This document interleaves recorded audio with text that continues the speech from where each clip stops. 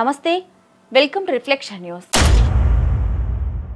బాలీవుడ్ పరిస్థితి ఎంత దారుణంగా ఉందో ప్రత్యేకంగా చెప్పాల్సిన అవసరం లేదు.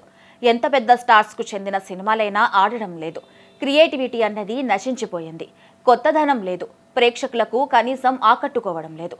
ఇలాంటి పరిస్థితుల్లో అక్కడ ఉండడం అవసరం లేదని చాలా మంది దర్శకులు అనుకుంటూ ఉన్నారు. దక్షిణాది నటులతో సినిమాలు తీయడం చాలా మంచిదని భావిస్తూ ఉన్నారు. కొందరు ఈ విషయాన్ని బయటకు చెప్పుకోలేకపోతున్నా మరికొందరు మాత్రం బహిరంగంగానే బాలీవుడ్ చిత్ర పరిశ్రమపై విమర్శలు గుప్పిస్తూ ఉన్నారు.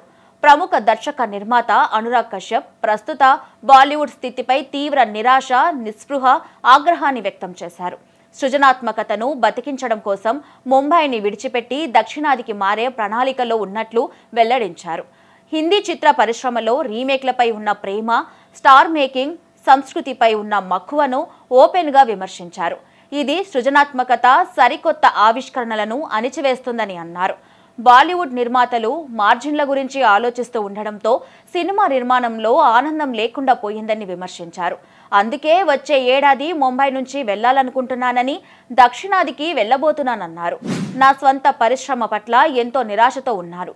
ఆ మైండ్ సెట్ చూసి అసహ్యం చెందుతున్నానని ఘాటు వ్యాఖ్యలు చేశారు. బాలీవుడ్లోని ఏజెన్సీలు చిత్ర నిర్మాణంలో వేలు పెట్టి చండాలం చేస్తున్నాయన్నారు. ఒకప్పుడు బాలీవుడ్లో స్నేహితులుగా భావించిన నటులు పూర్తిగా మారిపోయారని, వారు ప్రవర్తించే తీరుపై నిరాశను వ్యక్తం చేశారు అనురాగ్ కశ్యప్.